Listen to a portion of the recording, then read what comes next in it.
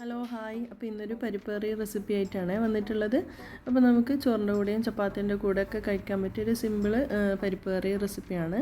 അപ്പോൾ നമുക്ക് പെട്ടെന്ന് തന്നെ ചെയ്തെടുക്കാനും പറ്റും. അപ്പോൾ നമുക്ക് എങ്ങനെയാണെന്നൊന്ന് നോക്കാം.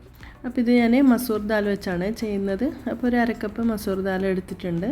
അതുപോലെ തന്നെ ഒരു പിടി ഉലുവയിലയും കൂടി എടുത്തിട്ടുണ്ട്. അപ്പോൾ ഈ ഒരു ഇലയുടെ വലിയ തണ്ടൊക്കെ മാറ്റി ഒന്ന് കഴുകിയെടുക്കാം.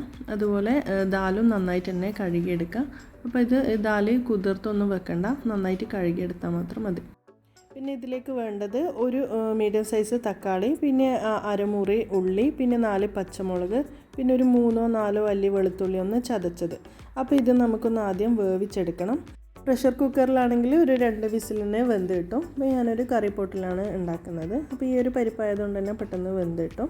അപ്പോൾ എല്ലാം കൂടി ഒന്ന് ഈ പോട്ടിലോട്ട് ഇട്ട് കൊടുത്ത് നമുക്ക് ആവശ്യത്തിനുള്ള വെള്ളം ഒഴിച്ചൊന്ന് വേവിച്ചെടുക്കാം.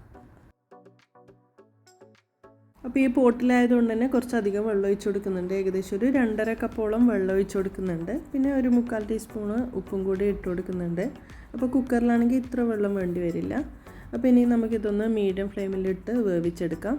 അപ്പോൾ ഇതിൻ്റെ കൂടെ തന്നെ ഒരു 3/4 ടീസ്പൂണ് മഞ്ഞൾപ്പൊടിയും പിന്നെ 3/4 ടീസ്പൂണ് മുളക് പൊടിയും കൂടി ഇട്ട് കൊടുക്കുന്നുണ്ട്. അപ്പോൾ മൊത്തത്തിലൊന്ന് എല്ലാം കൂടി ഒന്ന് മിക്സ് ചെയ്തെടുക്കാം. മൂടി വെച്ചിട്ട് നമുക്കൊരു ഏകദേശം ഒരു 10-12 മിനിറ്റ് മതി ഇത് വെന്ത് കിട്ടാൻ വേണ്ടിയിട്ട്. അപ്പോൾ പ്രഷർ കുക്കറിലാണെങ്കിൽ ഒരു 2 വിസിൽ. ഞാൻ ഇടയ്ക്കൊന്ന് തുറന്ന് മിക്സ് ചെയ്ത് ഇട്ടിട്ടുണ്ടായിരുന്നേ. ഇതിപ്പോൾ നോക്കുന്ന സമയത്ത് നന്നായിട്ട് വെന്ത് കിട്ടിയിട്ടുണ്ട്. അപ്പോൾ തക്കാളിയൊക്കെ വേണമെന്നുണ്ടെങ്കിൽ ഒന്ന് ഉടച്ചു കൊടുക്കാം. അപ്പോൾ ഇതിലേക്ക് ഇനി കടുക് താളിച്ചൊഴിക്കണം. നമ്മുടെ ഉലുവയിലയും കൂടി ചേർത്ത് കൊടുക്കണം. അപ്പോൾ ഞാനൊരു പാന് വെച്ചിട്ടുണ്ട് കടുക് താളിക്കാൻ വേണ്ടിയിട്ട്.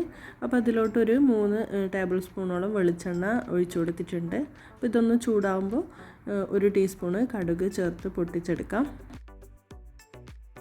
കടുക് മുഴുവനായിട്ട് പൊട്ടിക്കഴിയുമ്പോൾ നമുക്കിതിലോട്ട് 3-4 വറ്റൽമുളകും പിന്നെ 1/2 ടീസ്പൂണോളം കായപ്പൊടിയും കൂടി ചേർത്ത് കൊടുക്കാം. അപ്പോൾ ഈ ഒരു കായപ്പൊടി ഒന്ന് ചെറുതായിട്ടൊന്ന് മൂത്ത് തുടങ്ങുമ്പോൾ നമുക്ക് ഇതിലോട്ട് ഉലുവയിലും കൂടി ചേർത്ത് കൊടുക്കാം. ഇനിയിപ്പോൾ മൊത്തത്തിലൊന്ന് നന്നായിട്ട് മിക്സ് ചെയ്തെടുക്കാം. അപ്പോൾ ഇലയൊക്കെ നന്നായിട്ട് തന്നെ വാട്ടിയെടുക്കാം. അത്യാവശ്യം നന്നായിട്ട് തന്നെ വാട്ടിയെടുക്കണം. ഓവറായിട്ട് കരിഞ്ഞു പോകാണ്ട് നോക്കിയാൽ മതി. ഇപ്പോൾ ഇതാ ഉലുവയിലൊക്കെ നന്നായിട്ട് തന്നെ വഴറ്റിയെടുത്തിട്ടുണ്ട്. ഇനിയിപ്പോൾ ഇതാ കറിയിലോട്ട് ചേർത്ത് കൊടുക്കുകയാണ്. ഇനിയിപ്പോൾ ഒന്ന് മൊത്തത്തിലൊന്ന് എല്ലാം കൂടി മിക്സ് ചെയ്തെടുക്കാം. ഇപ്പോൾ ഒരു തിള വരുമ്പോൾ നമുക്ക് ഫ്ലെയിം ഓഫാക്കി ഇടാം. അപ്പോൾ ഇതൊരു നാടൻ കറിയാണ്. അപ്പോൾ നാടൻ ടേസ്റ്റിലുള്ള ഒരു പരിപ്പ് കറിയാണ്. അപ്പോൾ ഈ ഒരു കറി റെസിപ്പി ഇഷ്ടമായെങ്കിൽ ഒന്ന് ട്രൈ ചെയ്ത് നോക്കി ഫീഡ്ബാക്ക് അറിയിക്കാൻ മറക്കരുത്. അപ്പോൾ അടുത്ത നല്ലൊരു വീഡിയോയുമായി വരുന്നവരേക്കും ബൈ.